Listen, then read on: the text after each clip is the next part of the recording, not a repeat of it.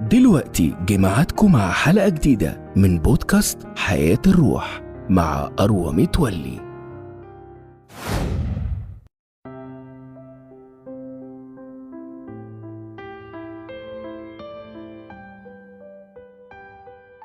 هل بتهتم بأكلك وشربك، بنومك، بالعادات الصحية السليمة، حركة جسمك، بالرياضة؟ هل بتهتم باختيار الناس اللي بتحوط نفسك بيهم؟ أهلا بيكم أعزائي المستمعين، معاكم أروى متولي وده بودكاست حياة الروح. في حلقتنا النهاردة هنتكلم عن إزاي الاهتمام بالجسد وصيانته بيأثر على سلامة روحنا وقراراتنا. مهم جدا إننا نهتم بجسمنا أو بالآلة اللي بتحوي روحنا عشان نعرف نأدي دورنا في الحياة. وبإهمالنا للعادات الصحية السليمة جسمنا بيتضرر وممكن يمرض، والأجهزة الداخلية للجسم والعمليات الحيوية تتلخبط وما تشتغلش بطريقة سليمة، فيتضرر إدراكنا ونبقى مشوشين وردود أفعالنا تكون مش صح. وبدل ما الروح أو النفس تكون مسيطرة على الجسد، يبدأ الجسم يسيطر واحدة واحدة ويعترض ويتقلب ضد الروح ويمرض لحد ما يحصل انفصال تدريجي للنفس عن الجسد. طيب إزاي نحافظ على جسمنا ونعمله صيانة؟ وافتكر إن الوقاية خير من العلاج. دي خطوات للحياة الصحية السليمة يمكن نكون كلنا عارفينها، بس بفكركم بيها وبمدى أهميتها.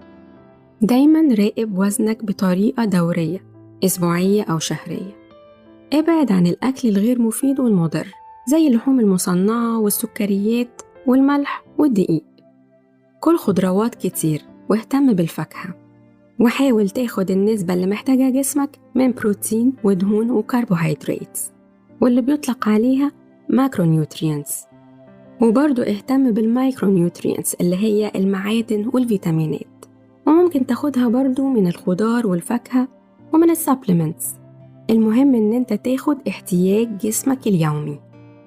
اشرب مية كتير، ابعد عن العصاير والمشروبات السكرية، وحاول تشرب المية كل شوية، بلاش تشرب كمية كبيرة مرة واحدة. اتمرن بصفة منتظمة ودورية، خليك نشيط 3 مرات في الأسبوع مثلا. حاول تستمتع بلياقة جسمك وبإمكانياته وقدراته.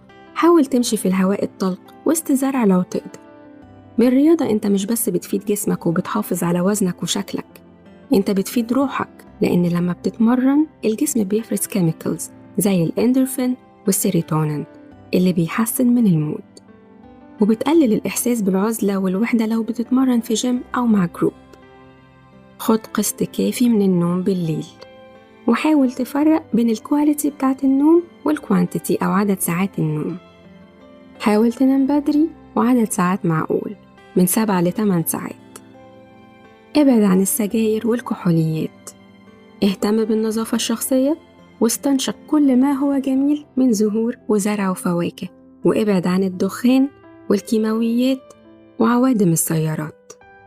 حاول تنزل أبليكيشن عشان تراقب حركة جسمك والخطوات اللي بتمشيها والكالوريز اللي بتحرقها وعدد ساعات نومك وكمية المية اللي انت بتشربها. اعمل تحاليل دم وتطمن على صحتك بصفة دورية، اعمل تشيك اب يعني. الخطوات اللي فاتت كانت ازاي تهتم بنفسك جسديا، والخطوات اللي جاية ازاي تهتم بنفسك نفسيا وروحيا. أهم علاقة في حياتك هي علاقتك الروحية بربنا. صلي كتير وادعي كتير وخليها علاقة حب وحياة. حاوط نفسك بالناس اللي بتحبها وبيحبوك. ابني علاقات اجتماعية سوية وسليمة بعيدة عن التصنع والرياء، وابعد تماماً عن الناس السلبية. دور على طرق للتحكم وإدارة مشاعرك وأحاسيسك وانفعالاتك. ركز على الجانب الإيجابي في شخصيتك وابعد عن السلف نيجاتيف توك. العطاء دواء. اعمل لنفسك روتين أسبوعي أو شهري لبذل الخير للغير والعطاء.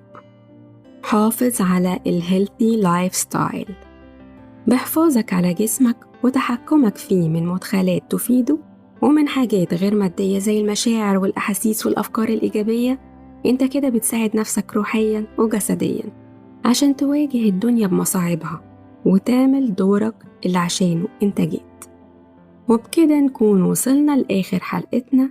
شاركوني بآرائكم وتعليقاتكم. يومكم كله صحة وحيوية وجمال. كانت معاكم أروى متولي من بودكاست حياة الروح.